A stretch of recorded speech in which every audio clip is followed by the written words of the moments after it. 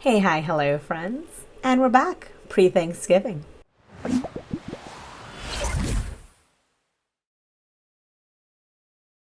Hi, guys. So tonight is the night before Thanksgiving. What do you call that? Ooh, I'm not centered. Thanksgiving Eve, maybe. I don't know. All I know is today is prepare all the pie nights. So I have to get anything that needs to set up in the fridge overnight has to be done tonight. I have to start the poolish to make my bread. I have to stuff like the turkey with like the butter herb mixture, like between the skin of the bird, all those fun things. This is, by the way, I think I might actually like Thanksgiving better than I even like Halloween, which is probably my favorite holiday other than this. I wake up super early in the morning and I spent like 3 days prepping and cooking, and I love that. I love spending an intense amount of time doing nothing but cooking. My pies, I'm doing a pumpkin chiffon, a ginger and mango custard with fresh mango on top. And then a lilikoi cheesecake. So those are the desserts that I'm making. This is a big group thing. I've got some families, a lot of friends, and so it's going to be like 27-ish people. And it's all like they're all gonna like pitch in and make something. So there's like 2 turkeys. I'm making one. A friend's making one. There's gonna be mash, gravy, all those fun things. Anyway, I'm real excited, but I still wanted to come on and I wanted to do a video. So I figured, I have time. I just have to I think I'm done with like pretty much everything other than like making the cheesecake and making the poolish, which I really should have done this morning, but I gotta make that before I go to bed. Let's talk about Chantal. So yesterday, she didn't really come back on in the evening, if I remember. I have my like laptop down here so I can like double check. But she did she was on live this morning, and she was live again, what she titled her lunch live. She'd gone live initially. It was her supposed to be her coffee whatever, but she was stuck in line because she'd had some car troubles the night before. And apparently someone had pulled her over. Now, where she was going, why she was going there, she's mentioned several times in the stream that she'd gone to go get some sativa, whatever, something blend, Amsterdam blend, and that's what she was doing outside. But knowing Chantal, very possible that she'd gone to see Natter. She is not exactly good about staying away from him, and he did have a video that went up on his channel, which I know about. I have not watched it because I don't care, though I've seen clips of it on Twitter and it seems extremely cringy, and you can very clearly see that it was filmed with her. Now, that was filmed when they were in Toronto, but he doesn't know how to upload and he doesn't know how to edit, both of which are extremely easy to do, by the way. I have said multiple times that I am technologically illiterate, but I figured it out somehow. I found a free software, downloaded it, looked up a bunch of YouTube tutorials, and I know my editing is like fairly basic, but it's not like hers is extremely advanced. He could put together the kind of video that she put together with him if he just put in the minimum amount of effort to learn, but he doesn't bother because why would he? He's using this as an excuse to kind of like pull her back in. And quite frankly, this fits right in with the timeline of them getting back together, right? This is right around payday. So makes sense to me. But anyway, she had some car troubles, and so she's waiting in line to get her car address checked out by someone. It's going to cost multiple thousands of dollars or whatever. At the time of filming this, which is pretty late in the evening already, but she has another video that she also put up called Lunch that I have not yet watched. It's also about 2 hours long. I'll probably watch it tonight at some point, and then I'll see if I can get a video out on Friday, though depending on like what's happening with like friends, family. I've got like pretty much plans this whole weekend, so I might not get to it, but let's see, let's see what we can do. All right, that will be, I think, it for all of my intro stuff. Is there anything else I want to say? Oh, I wanted to say that I still have the link that's down below. Today's like one day before Black Friday. I don't think their sales have changed very much. Of course, I'm telling you all about it, but not actually giving you the name. You guys know I did a sponsorship with that dossier. I'm mentioning it again because I think they've got a great Black Friday sale happening, and I think it goes till the end of the week. So if you guys want to get like a bunch of really, really nice perfumes for like a fraction of the cost, I really like it. Once more, I don't earn an actual commission off of the off of the link that's down below. That's 10% off for you guys, but I don't get a commission from that. It's more for tracking purposes.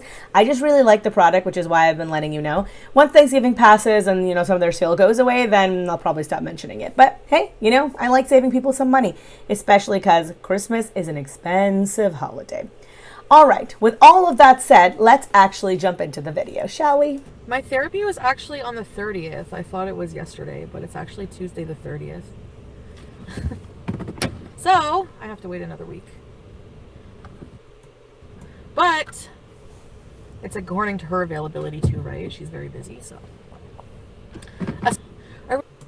Okay.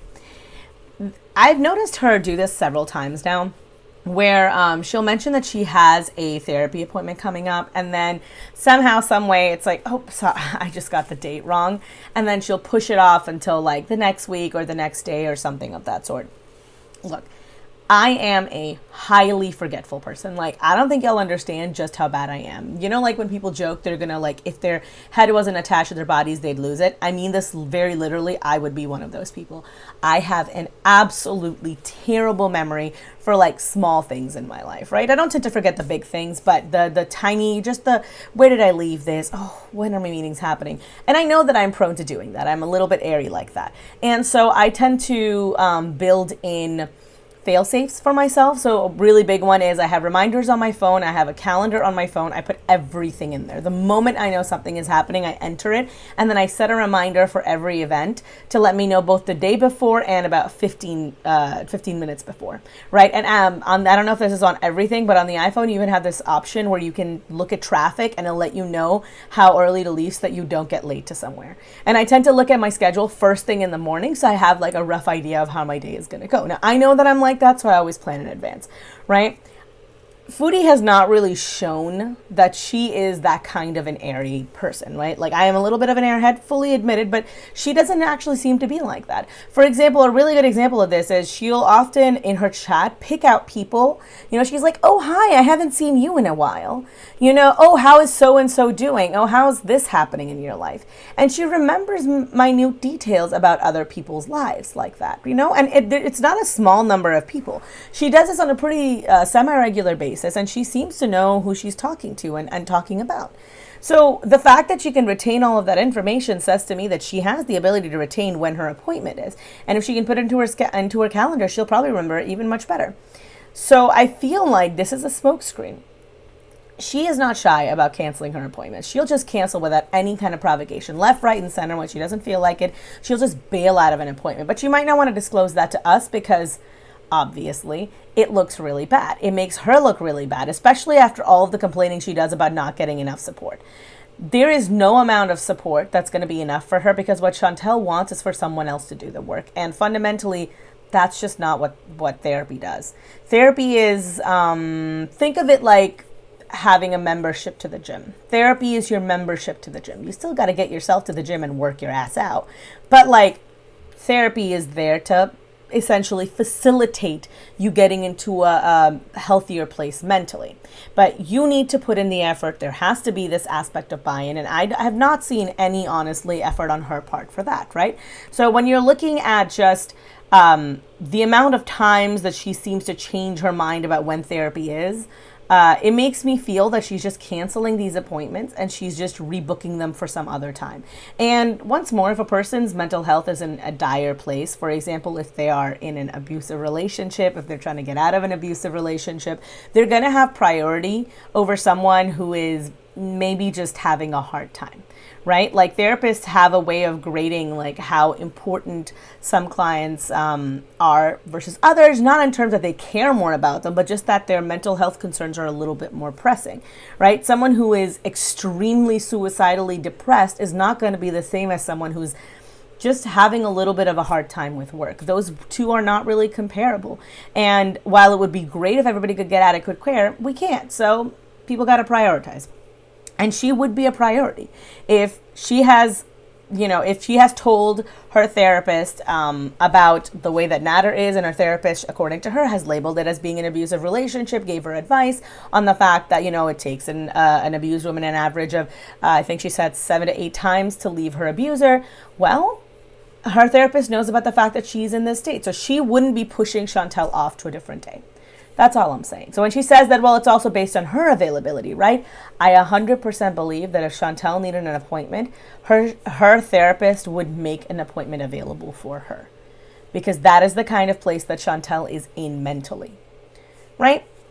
I think that she doesn't want to go to therapy because for Chantal, therapy is work and anything that's work is unimportant. Chantal is all about the play. I really want to try a different coffee shop today, but I really, really, really want a sugar cookie oat latte. Moving. All right, that's just a very petty point. I just find it a little funny that she is like talking about, oh, I'm going to get like this series going and I'm going to try a different coffee shop every day. The second day of her series, she's like, I just want to go to Starbucks. And she's like complaining about it like a child.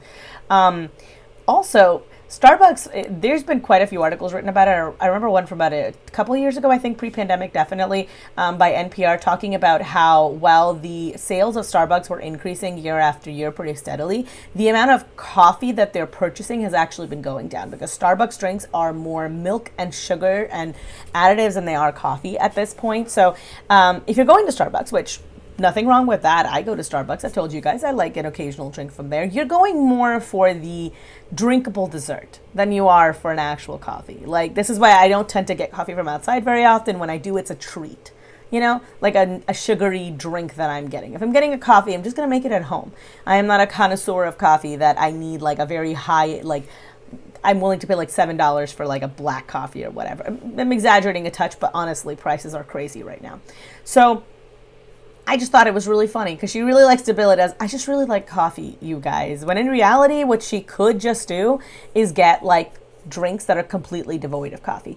I also wanted to kind of make a point of mentioning this because I think that getting in the car and going anywhere is a really big trigger for her, that it induces in her an impulse to just go immediately to Starbucks. Like, she's linked it together. First it was just beezing and now it's star beezing. It's like its own thing. It's its own category. And every time she leaves the house, she needs to get a Starbucks. And there is nothing wrong with getting a coffee. There's not even anything wrong with getting a coffee every day. I have a cup of coffee, at least one, every single day.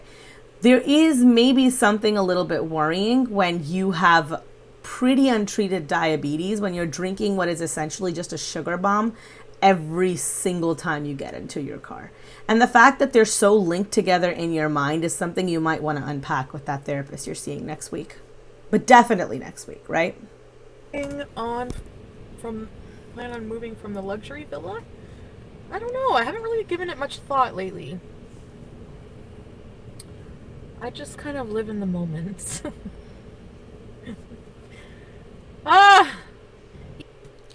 That's not what living in the moment means. Living in the moment means being present for what's happening in your life, and she's almost never present. She likes to be as unpresent, if that's a word, as possible for all occasions in her life. For most of those moments, she is high. So she's not living in the moment. She's avoiding responsibility. Big difference. The other thing I just want to really quickly bring up is that Pete has mentioned that he's actually in the job market right now and that he's interviewing for a position at a comic book store, which good on him. I think having a steady job, having a steady schedule, going in somewhere and interacting with other people will do him a world of good. Being trapped at home with Chantal is maybe the worst thing for his mental health. But if he gets this job, it's in Toronto. Now, temporarily, I can understand if people are still like working from home. They've shifted the business model to being mostly from home and they're just shipping things out. But eventually, stuff's going to go back to being open there too, right? Like if it isn't already. I'm not sure what the situation currently in Toronto is. So if he's in Toronto and she's in Gatineau, how is he supposed to get an apartment if he still has this apartment? Because I'm assuming he doesn't make enough to really be able to qualify for 2 different apartments. It would seem to me that he would have to let this lease go. And Chantal's credit sucks, mostly because she had to declare bankruptcy and also because I can 100% believe that Chantal's terrible with money. So her credit sucks. Where is she going to go? My really big concern, and this is a genuine worry that I have, is that she's going to use Pete's leaving as an excuse to be like, I don't have anywhere to live right now. I'll just move in with Nader temporarily. And she's never going to leave. Because she's made comments to this side before where she's just like, you know, if I could just get into this house, you know, and I could make him understand. And she has this ability to worm into someone's life and then never leave. But in the case of this man, it would be really, really bad for her. Like, she wouldn't be on the lease. She would be living with him. If he's there, he can take her wallet, her keys, her phone from her, which is how she makes her money. He can have her AdSense change so that it's like all the money goes directly, like at his account, to her AdSense account, and have all the money go directly into his account. He can do a lot if she's living with him. She's giving him access to all of her life. It's a genuine concern. This is why it takes abused women so long to leave, because a lot of times they tie a lot of their like financial security, all of that is tied in with their abuser, and it's hard to disconnect all of that. And right now there might be an emotional component to it, but at least there's none of that logistical stuff. Most women who leave in a domestic abuse situation leave completely broke. And I worry that in a case like Chantal's, I don't think she'll be able to really handle it. I don't think she'll be able to leave if she's got nothing. Like, if she's got no money, she's so dependent on the drugs and the food that I don't think she'll have the wherewithal to leave if everything is tied in with everything else. If he has control over all the money and she doesn't have any of her coping mechanisms, if she leaves, I don't think she'll have the ability to leave. E.g., I gave Pete a lot of money, so can it? Actually. People are shaming everything. Fuck. Alright, that comment, I know there's more, and I'm sure I've missed a lot, because the way that I watched her video was that I skipped through and I did, if he wasn't saying anything important, I just skipped to the next 30-second mark or the 1-minute mark. And she's made a few comments about this. So if you guys don't know the context, what's kind of happening is that a while back, Pete's had done live streams on her channel, right? And she had said that she would be giving, of course, all the money from the live stream generated there to Pete. It's actually very easy on the back end to go take a look to see what videos have earned how much money. And just, you know, I think it's like 40% that YouTube takes. So just minus the 40% and give him the rest of that money. It would not have been that hard, right? Whatever YouTube takes, she doesn't have to give him, but the rest she should. She hasn't actually done that. She says she's given him a lot of money, and she'll make comments about it further in this stream as well. She says that she's given Pete $1,000. So that says to me that the money he actually earned was probably more than $1,000. And she mentions several times about how she pays all of the bills. And look, he doesn't have a job right now. So I can understand that, you know, her asking him to put money towards paying for some of the other amenities in the house, like gas, electric, whatever else bills they have, right? They're shared bills that they have. So I can understand that. But that's still his choice. You don't get to make that choice for him, especially because you promised that you would be taking care of a lot of these expenses when you moved into an apartment using his credit that he knew he couldn't afford. That was the deal, that you would take care of the financial aspect if he put his name on the lease. That was the deal that you guys had struck amongst yourself. So you don't get to come on camera now and talk about how, well, you know, you're paying for everything. That was what you signed up for. I don't feel bad for you. If you sign up for a mortgage for a house and then you come back on and say, oh my God, you know, it's just so much money and I can't believe this is happening to me. You went into this with eyes wide open. I mean, it might suck for you now and I might have a little bit of empathy for you now, but you knew what you were getting into. You chose this for yourself. I can't imagine that she would have taken it kindly if we'd pointed out then that, hey, maybe this is too much. Maybe you shouldn't be doing this, you know? So sucks to suck, I guess, but give him his money. You don't get to call the shots in this. It's not yours, you know? And we'll talk a little bit more about this. There's a couple of things I want to say in that regard, but we'll get to it. By the way, I'm not wearing a lot of foundation, so if my skin looks worse than normal, well, my skin's always like that. My skin sucks. Like, I went to Matter's video just to see, like, comments. And everybody, her shadow is fat. Like, what's with the fat shaming? Who gives a fuck how big my shadow is? I don't know, like, I don't know. It's stupid. Who cares? Who cares how big your shadow is? No, but I mean, you know, like... I mean, I did see a lot of people making comments about this on Twitter and stuff as well. Half the people were just saying that we know it's definitely Chantal because of the size difference between the shadows. There were a lot of people making a lot of memes about it too. I mean, I don't do it myself, and I don't particularly think, I don't condone it, because who cares what she really looks like, to be very honest. Chantal would be a dumpster fire of a human being, even if she looked like, I'm trying to think which lady I find incredibly beautiful, and for some reason my mind is just going to Eva Green, because my entire brain has just gone completely black. But yeah, so let's go with that. Even if she looked like Eva Green, she would still be a garbage person, because it's her personality that's so off-putting that makes me dislike her so much of the time, right? I know people who are as heavy as Chantal. And you know what? Being fat isn't what makes you a bad person. This is something that strikes me about a lot of like the big girls. Amber recently made a video too. Like literally today she made a video.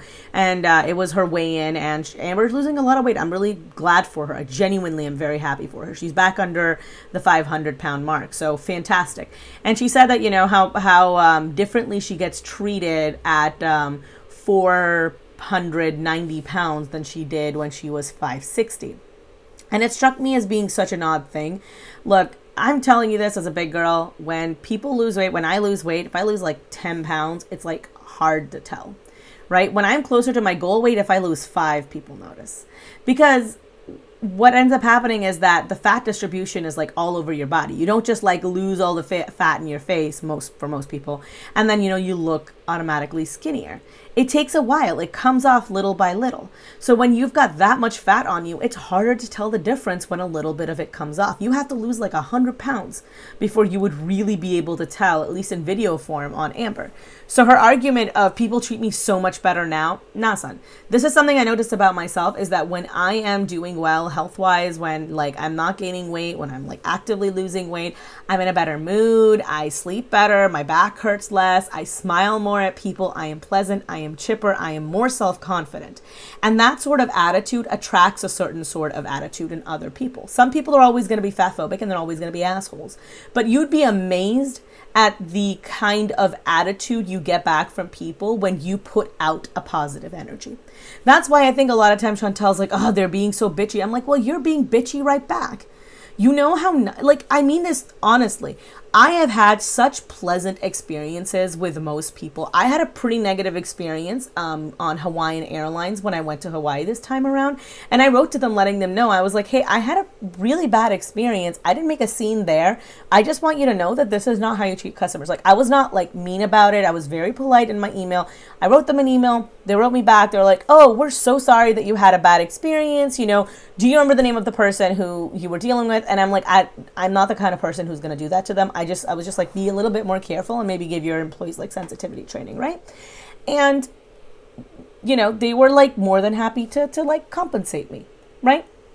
I'm not saying you have to complain every time, but I've had like, especially when it comes to like customer service things, talking to people, being nice to people costs me so little, and it makes the other person so much more pleasant to deal with, so much more amenable to my point of view. So no, I don't think that when Chantal's out there, she's like, oh, everybody's fat shaming me. Everybody's fat shaming me. I don't think anyone's fat. Like, I'm sure there are. Let me rephrase that. I'm sure there are people actually fat shaming you, but I'm also sure that a ton of people are just pointing out the fact that your shadow is a lot bigger than his, which that's a fact. And I'm pretty sure she's going to see it as shaming anyway. Because she sees everything as shaming. She blames everything on fat shaming. She blames everything on fat phobia. Because nothing is ever hers. Nothing is ever on her. It can't just be that she's being bitchy to people, so people are being bitchy back. It's that they are putting down her mental health and the way that she looks. That's why all reaction channels are terrible. Like, I don't know. I was just disappointed in seeing all the fat shaming. Like, my heavy breathing. Yeah, I breathe heavy. I'm fat and I have asthma, so. And it was windy. And that was Toronto, by the way. That was all. I don't really have any proof, but honestly, I do think it was Toronto. I think there was some discourse about it on Twitter, and people were saying, yeah, that like it lines up. He's like, I haven't uploaded a video in a long time. Do you have anything in your camera? I said I have the singing parking lot. There you go. I think I have one more recorded thing. some recipe. But yeah. My shadow makes me look smaller, orange chicken.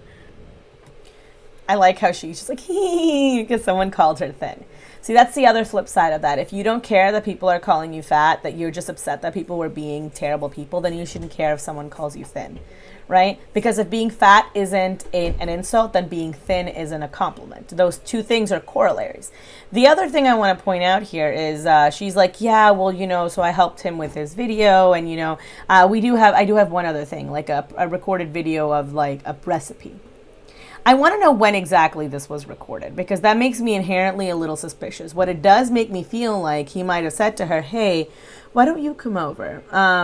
You know, I want to do another video. Come edit this. You know, we'll film another recipe video, and then, you know, maybe we can put that out in a few days. And this is her way of preempting it so that when it does come out, she can say, well, remember I told you guys that there was another one. It was like from a while ago, though. It wasn't recent. We didn't film it after we broke up, you know. Why are you helping this man again? Because if I remember, he's abusive in every way. He seems to be toxic. You made a video called Leaving a Toxic Relationship, which, by the way, for my patrons, I'll have a react to that video out. So why exactly is it that you seem to be helping him when he is all of those terrible negative things?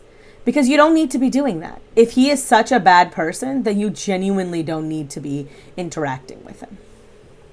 Foodie beauty. Oh, I didn't see you, Shay. Hi, Shay. Where, in the parking lot, Abby? No. It's an old video. I still haven't done his side of the Toronto and all that. There's a lot of animals I left out. Like, we split the animals. He's like, you gave me all the worms and bugs. I took all the monkeys and the lions. I think I left him a couple monkeys.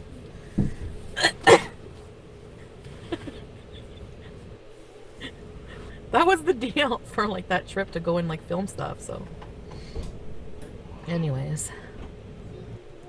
This was so weird to me that she's framing this as yeah, we went there just to like film stuff and like this is how we split it up, when that's not why they went. They went more as a getaway for a couple. And this active rewriting of the past is something I really dislike, because she does, I mean, she'll do it whichever way suits her best at that exact moment. Right now it's that, yeah, you know, we were just going there to film stuff. But a lot of times it's, oh yeah, you know, it's not that she escaped from him having to tiptoe out of the house after having found her keys, which he had hidden. It was that we broke up, you know, we were just not good together, that we broke up. Because if you just have a breakup, then there's point of reconciliation. And she actively goes back and she rewrites her fat past. And for all that, you know, I think she gaslights us. I think the person that she gaslights the most is herself.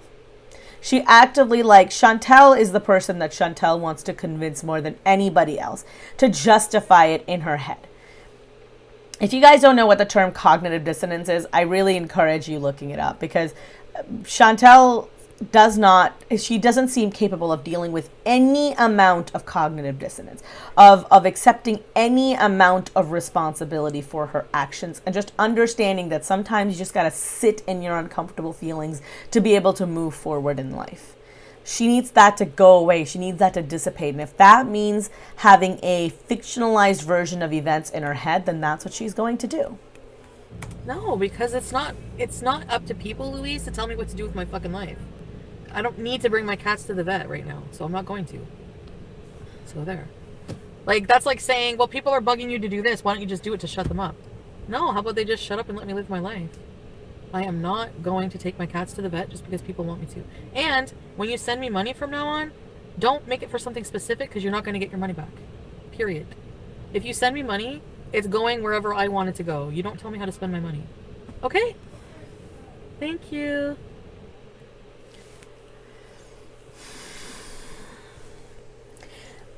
That face she makes, thank you, it makes me literally want to like punch her.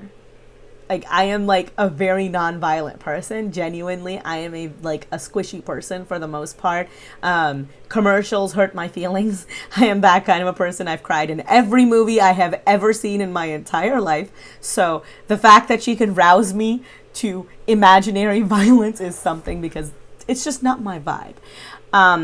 This is what I mean by, like, for all that I think she's a vulnerable person, she's so intensely unlikable that I think even normal, regular, happy, healthy people find themselves wishing ill upon her. And I hate to say this, because God do I hate to say this, because I hate agreeing with Chantal on anything. Yeah. You don't get to give her money and then tell her how to spend it, because once that money goes to her, it is up to her to decide what to spend it on. And by the way, right, if you give her money with the thought of, I'm only giving her money because I want her to use it to pay her rent, you don't know that. You don't know where exactly each cent is going. And every cent you give her can be used for illicit purposes. She could be using it to support Nada. She could be using it to pay her rent. She could be using it to buy weed. She could be using it to buy coke. You don't know.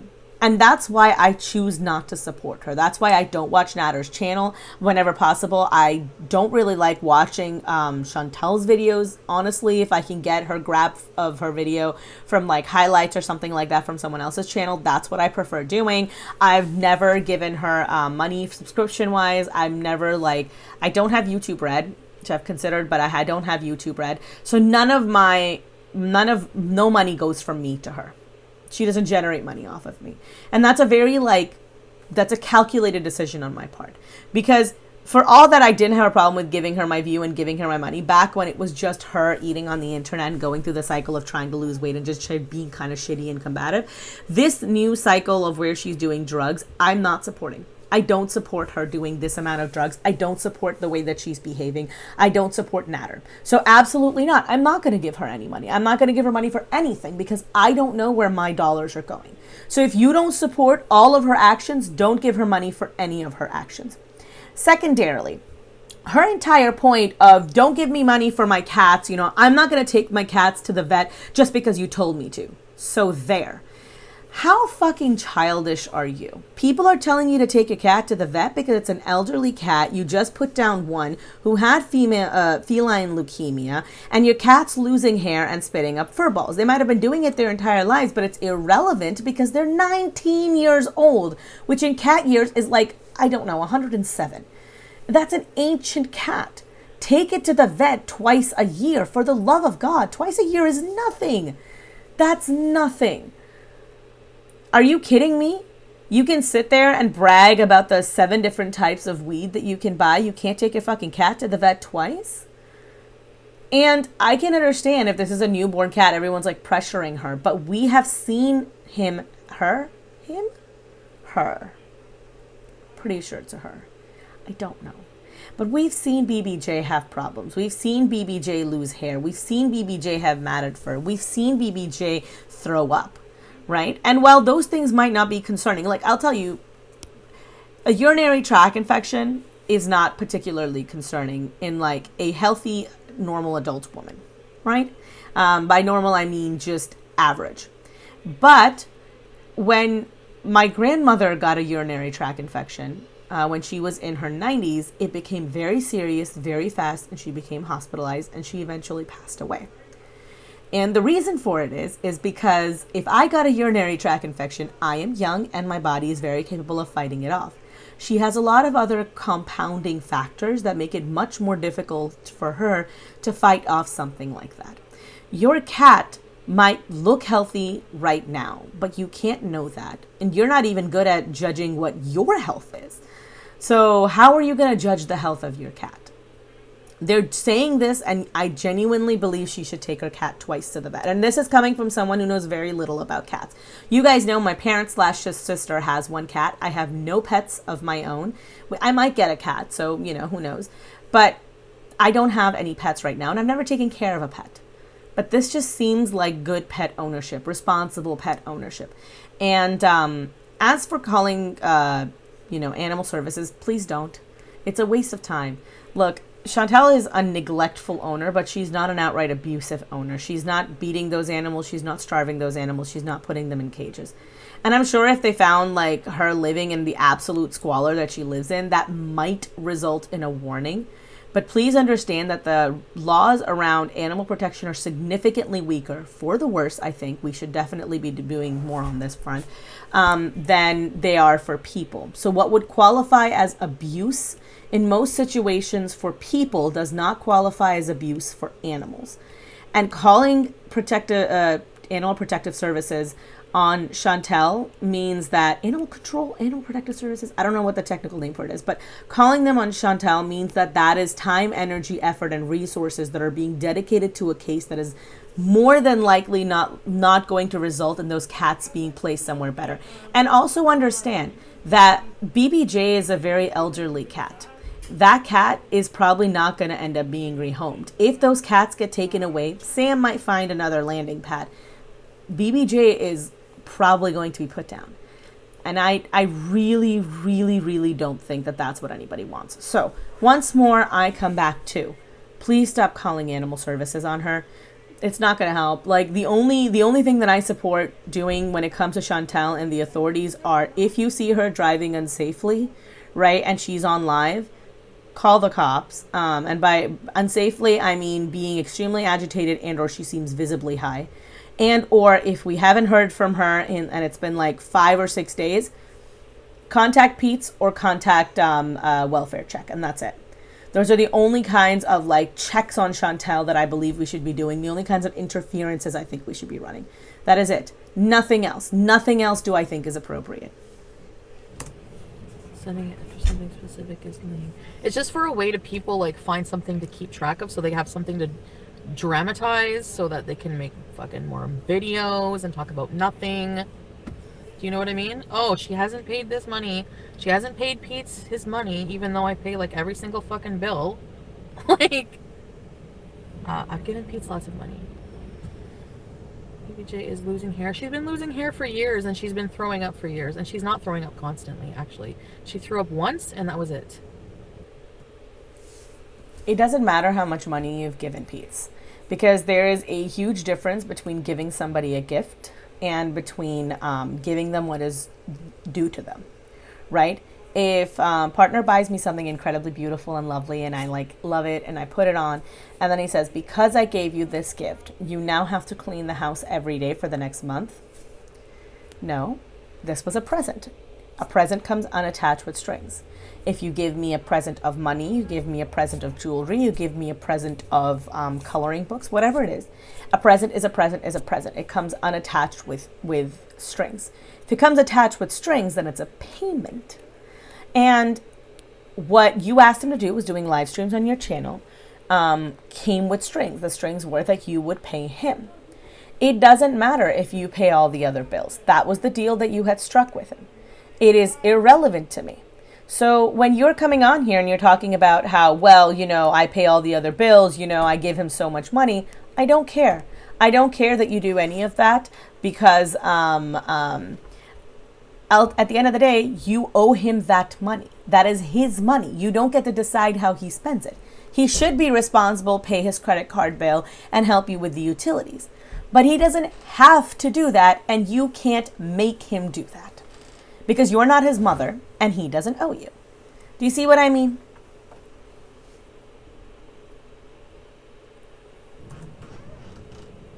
BBJ is old. That's not, I know she's old. I'll take her when I want to take her. When I can take her, okay? When I can take her. When I can take her. What is it exactly that you're doing, huh? That you can't take your elderly cat to the vet? I really need to know, what are the pressing concerns, the pressing things that you have in your life, because you don't have any family, you don't have any friends, and you don't have a traditional job. So what is it that you do with your life other than stuff your face on camera and get high? Both of those things, by the way, can be scheduled around a pet visit. Did you know? So when I can take her, there's no law about how often you can take your cat to the vet. So if you don't like it, stop watching me or call animal control. Again, I don't care. Okay, I already addressed animal control. But yeah, you're right. There's no law about how often you have to take your animals. Like I said, the laws are very lax when it comes to animal protection. There's actually, once more, a really fantastic case that's happening right now. If you guys are interested in law, which I'm interested in a lot of extremely nerdy things, look up Pablo Escobar's hippos, drug hippos. It is a fascinating case, and it might actually end up resulting in more human rights for actual animals, which sounds kind of weird, but I do mean what I said, that they're going to give more rights that are typically only been reserved for humans to those hippos. I'm not going to go down to into that rabbit hole because I wouldn't be able to do it justice, and I'm sure I'm forgetting details there, but very interesting case.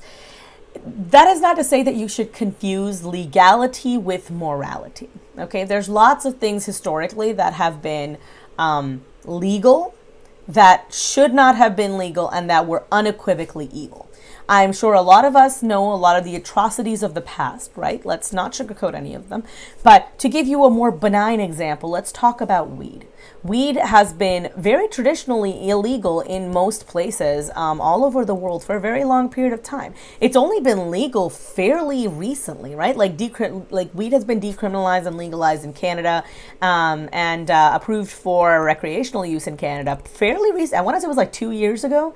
A lot of parts of the United States, it's legal in a lot of different states, but not on a federal level. They're still working on that. There's a few countries otherwise where it's legal, but not everywhere by far. Right? So using weed before or after it was legal does not make you a bad person. There's nothing wrong with using weed, right? So legality and morality are not the same. Just because you're not doing anything illegal doesn't mean that you're not doing anything wrong. And not taking your elderly cat, who regardless of how often she spits up, is getting older and older and is like actually still throwing up and, threw up once and you didn't take her to the vet, that's a pretty shit garbage person behavior. And the thing is that, not to Brita up this moment, but I can excuse the racism, but I draw the line at animal cruelty. I'm joking. That's a reference to Community. I don't actually excuse the racism. But genuinely, people who are cruel to animals have, as far as I'm concerned, they have a special ring of hell reserved for them, right? Like people who are cruel to animals, people who are cruel to children, because taking advantage of something that vulnerable is a real garbage person behavior. Animals don't have the ability to consent the way that humans do. There is no, they were being toxic. Animals were being animals. It's like when babies are being obnoxious and crying, I don't blame them.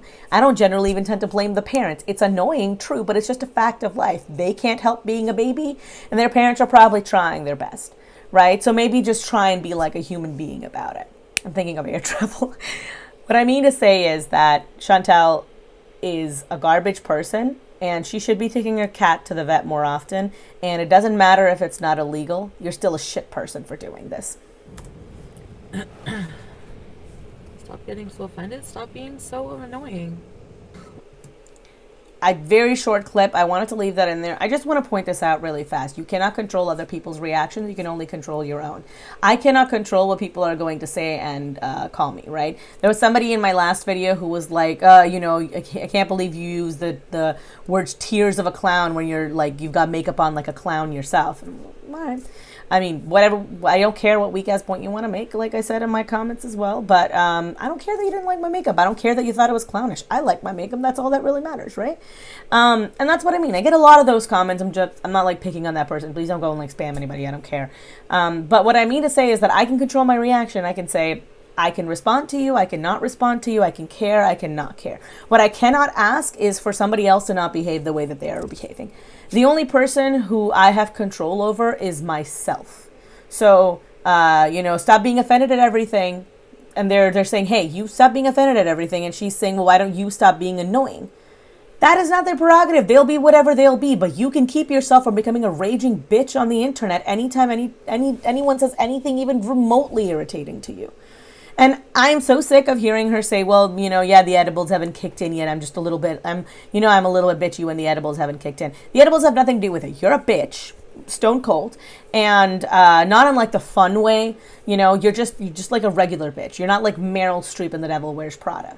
You're just a regular garden variety Karen style bitch. And nobody likes you for that. Nobody likes that attitude of yours. And you don't get away with calling it by saying like, oh, well, you know, the weed hasn't kicked in yet. The weed helps you not be a bitch. That's thanks to the weed. But just because the weed is helping moderate your behavior doesn't mean that your base personality isn't that of a bitch. I've said the word bitch so many times. It's beginning to lose meaning to me. I know. I feel like just getting rid of certain people on here and just like having like, I'm sick of like negative people always coming in here and just being stupid over and over, honestly. Like, I don't care anymore. Like, I'm just done.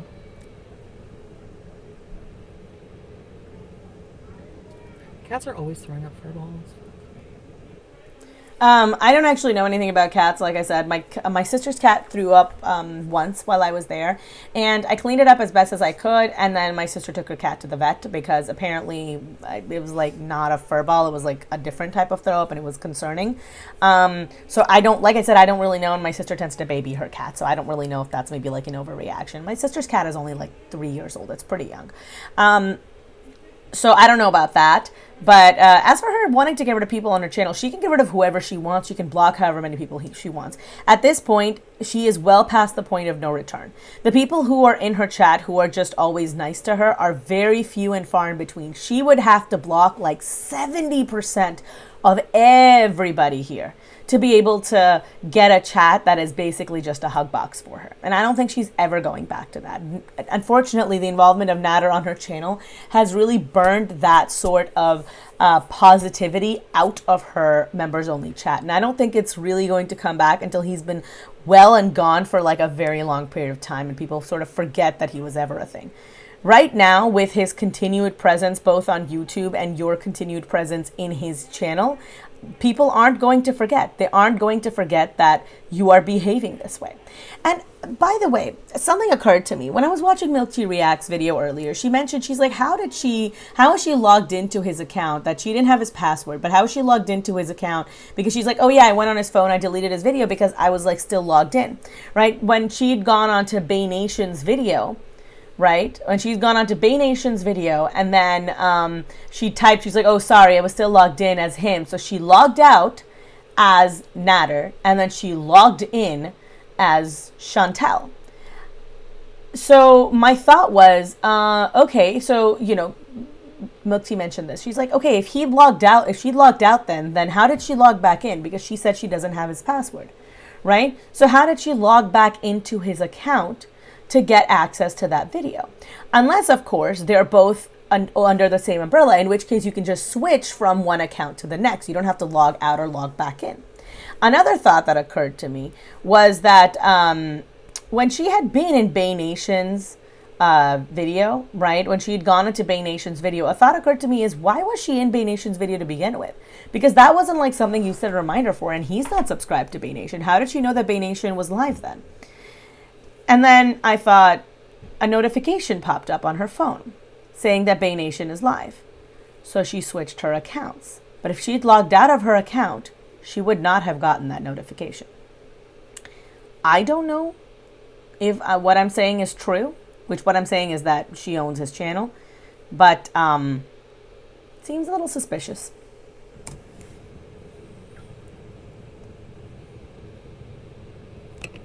Walla forever. You can't want somebody to get better constantly shaming them for everything. Sorry.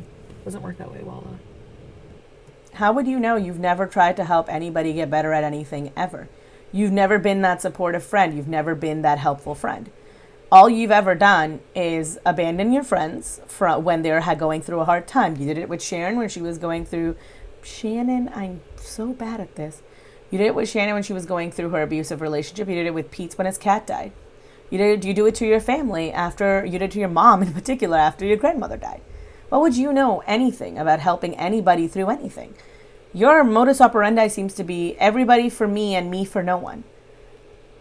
And this is the thing about Chantal, is that she is incapable of thinking of putting herself in anybody else's position of helping anybody else. And this is why she's alone right now, fundamentally. And I hope to God Pete gets this job, and I hope to God Pete leaves, because she will drag him down with her. Okay, can we just have fun today and like just not judge me on my bad decisions? No. Like, If you put your bad decisions online, people are going to judge you for it. You don't want judgment? Don't put it on the internet. Yes, I helped him. I'm showing him how to edit. I helped him with his friggin' brother's video. I mostly wanted to look at pictures of animal. What do you want me to say? Why? First of all, why are you like creeping on his brothers? That's really fucking disgusting. Second of all, why? Why are you showing him how to edit his fucking videos? There are a billion videos on the internet showing people how to edit. And I'm sure he can actually find ones that are going to be in Arabic. I know for a fact because I've listened to Hindi ones. So fuck off with that I'm helping him. This is all just him either trying to get back into her life or her getting back into his. But either way, this is a manipulation tactic. I'm pretty sure it's on her end. It's not funny. He doesn't have to do anything to get Chantal to come back. Chantal is just pathetic enough to contact him, and all he has to do is wait, and he knows it. No, I didn't. That was an old video, guys. The parking lot one was old. Mental health shaming. Yep.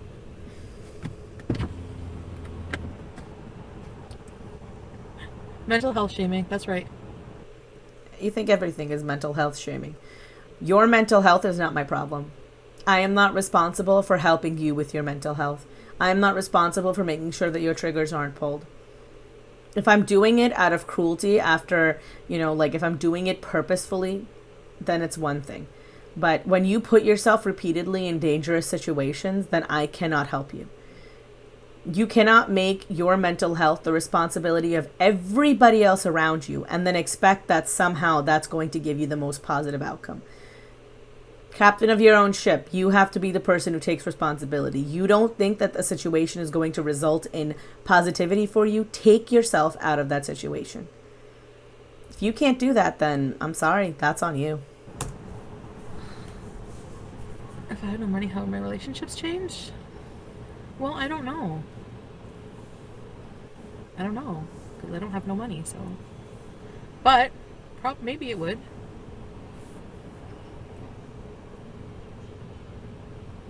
I don't know. That's not a thought experiment she's really willing to engage with, because at the end of the day, Chantal uses money as a substitute for actual affection and actual care on her part. Like, I'll take you to the vet and I'll pay for the services for your cat, but I'm not going to stay there and be with you on an emotional level. She expects that from other people as payment. The way that she thinks of it is that I'll give you money, you give me all of the time, energy, attention, and effort, and then that's an even exchange. That's why even now she seems to discount the fact that she doesn't have to take care of Pete's, by the way. I said this multiple times. He is not her responsibility. He's a grown-ass man. But there's a big difference between being a good friend and doing everything for him. Because she doesn't seem to understand that she can be a good friend to him without giving him any kind of money.